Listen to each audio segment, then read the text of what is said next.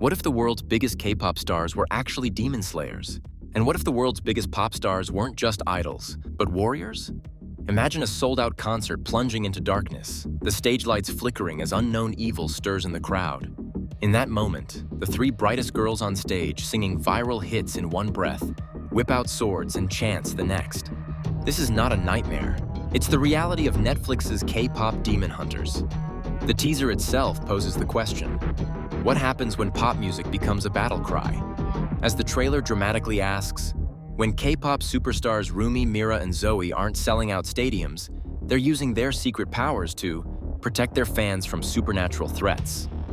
This isn't a gritty superhero origin story, but an animated musical epic. The creators blend irrepressible girl group energy with swordplay and spells. As Time notes, the film blends comedy, action, music, and a dash of supernatural horror.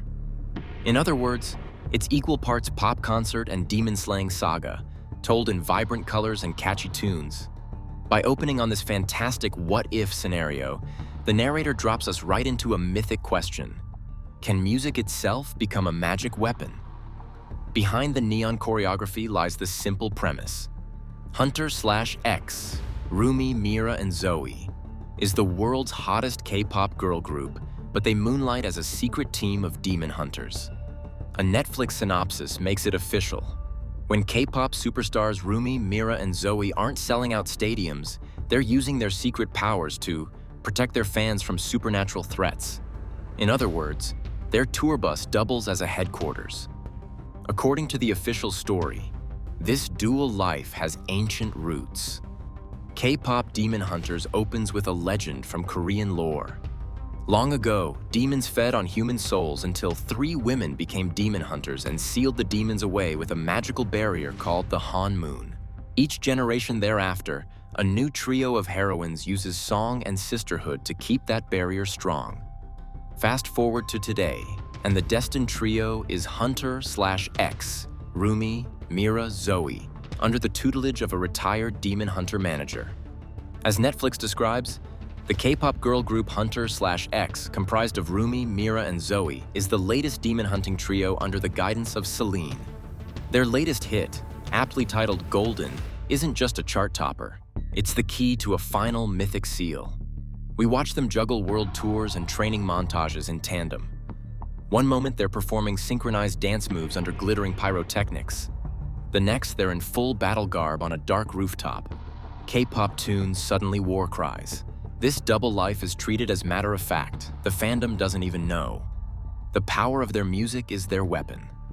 The story of musical monster slayers taps directly into ancient archetypes. Throughout history, cultures have imagined heroes and divine being who use music or song as magic.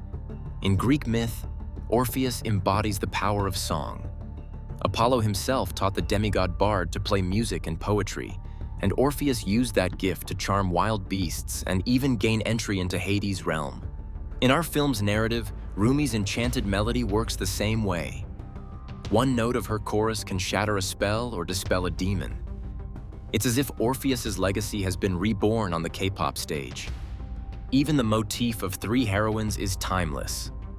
In Celtic legend, the Morrigan is a war goddess who is actually a triad of sisters, Ba-Di-Bi, Macha, and Anu, collectively called the 3 Morrigna. The film's trio channels that spirit. Each girl brings different strengths, voice, dance, or rap, and together they form a supernatural unit. Rumi, Mira, and Zoe are not lone saviors, but a trinity of champions, echoing every myth of triple deities and warrior bands from Brigid's triads to Sekhmet's entourage. By making the heroes a girl group, the film literally dresses the modern pop act in the mantle of the triple goddess.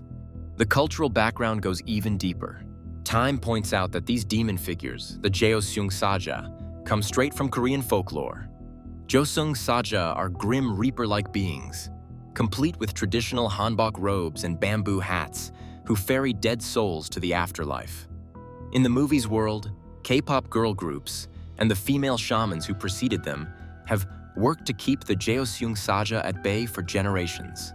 In effect, the film recasts legendary shamans as pop idols. This isn't random. Even in real Korean tradition, Shamanic rituals called gut involve music and dance to cleanse evil. A Korean cultural report notes that musicians and shamans played music and sang and danced during the traditional exorcism. In other words, ancient rites against demons were themselves musical performances. K-pop Demon Hunters simply updates that premise. Instead of a lone mudang, shaman, chanting to drive out spirits, we have 3 pop stars belting out a dance anthem. To the audience, these parallels feel uncanny. We see Rumi's broken record hit Golden become a literal spell, much as a bard's hymn could calm a monster. We sense that the creators intentionally drew on these myths. Song as spell, dance as ritual, and the power of 3. Every fight scene is scored like a concert, and every chorus is a ward. By weaving these motifs together, the film blurs the line between music video and legend. The result of all this myth meets pop fusion has been nothing short of a global phenomenon. Almost instantly, K-pop Demon Hunters broke records. Netflix trumpeted that the movie is now the most popular Netflix film of all time. But K-pop Demon Hunters has become a surprise sensation. It is now the most watched film in Netflix history, with more than 236 million views to date. In other words, it eclipsed even juggernauts like Red Notice and Squid Game. Streams poured in so fast that one Netflix report said, fans from around the world flocked to theaters for a special sing-along version, propelling the film to #1 at the US box office during its release weekend. A limited sing-along run alone filled over 1,300 sold-out screenings in North America, Europe, Australia, and beyond.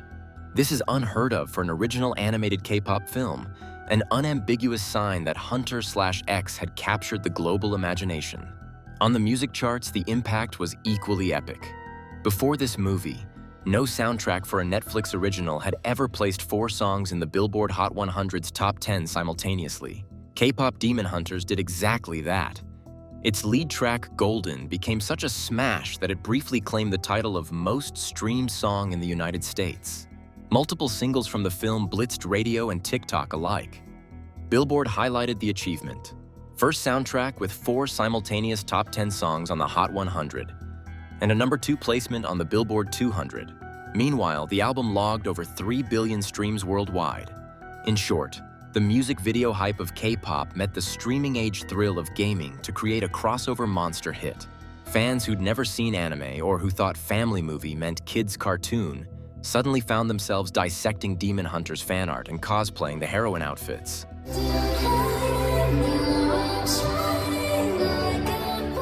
Even mainstream media took notice.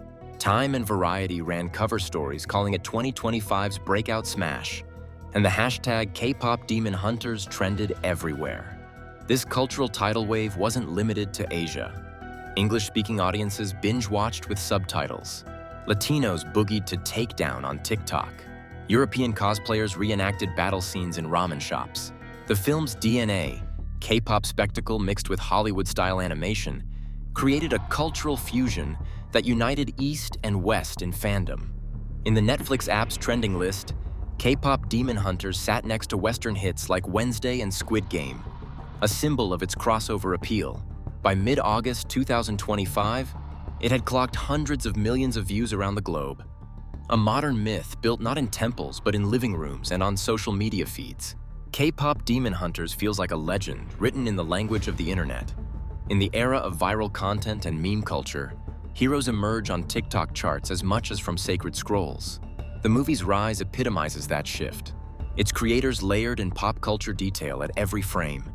As time observes, even background signs and side characters nod to Seoul's streets and Korean cuisine. The directors and writers treated it like K-pop, layering concepts and spectacle, building story and song into one big show. In other words, this film doesn't just use music as a backdrop. Music is the medium of its myth-making. The songs aren't mere background score. They're diegetic hits performed by the characters. Fans streamed them outside the movie, they topped playlists, and even in the story, the chart rankings matter. Time notes that pop idols treat songs as part of a bigger story spectacle, and here the spectacle is literal combat. Choreography isn't limited to the concert stage, but spills into battle. Each dance move becomes a martial art maneuver. In short, HUNTR/X turned every performance into part of the hero's journey. This fusion of pop and legend has redefined what a modern myth can be. We live in the age of influencers and algorithms, where overnight anything can go viral. In this context, K-pop Demon Hunters itself spread like a digital virus. Trailers racked up millions of views. Fan edits of scenes populated YouTube and Instagram, and the countdown to its drop trended worldwide. It demonstrates that in our connected world, a legend need not be carved in stone or painted on a temple wall. Instead, it can emerge from a dance video that millions see on TikTok, or from a Netflix recommendation in your feed. The heroic archetype lives on, just as powerful as ever, simply wearing new clothes, an earpiece instead of a helm, a jacket with LEDs instead of armor. This story becomes its own lesson. The hero's song still binds communities. People who have never met share covers of Golden on social media. Cosplayers sew the idol's dragon emblazoned stage outfits by hand. At comic conventions, we now see fans chanting K-pop lyrics to ward off imaginary demons. All these fan activities feel like communal rituals. In effect, HUNTR/X has given birth to an online folklore. It's a myth of our times, born from memes and music videos, yet echoing age-old themes. In the end, K-pop Demon Hunters reminds us that myths never truly die. They only find new forms. Here, the mantra, "Dance like no one's watching," took on a double meaning. They danced and defended a world that was watching. The film's story is a tapestry woven from ancient threads and neon threads. It is simultaneously an homage to Korean legend and a product of global pop culture. As the final credits roll, we see our ordinary smartphone screens flicker with the image of a golden celestial sigil, the modern world's glyph for hope and protection. So let this be the lesson of the age. New legends are coded in concerts and communities. In an era of pixels and playlists, we no longer inscribe gods in stone. We stream them in 4K. Even now, as you read these words on a digital page, the next legend is uploading to the net, ready to be shared and reimagined. And somewhere out there, 3 pop idols are reminding us that the power of song and sisterhood endures. Whether chanted around a campfire or blasted through stadium speakers, the hero's melody still saves the day. In the age of pixels and playlists, new legends rise not from scrolls, but from streams. The future is out there, just a play button away. If you enjoyed this deep dive into one of most extraordinary modern legends, hit that like button and subscribe to the epic and extraordinary. Thank you for watching, and until next time, stay epic and extraordinary.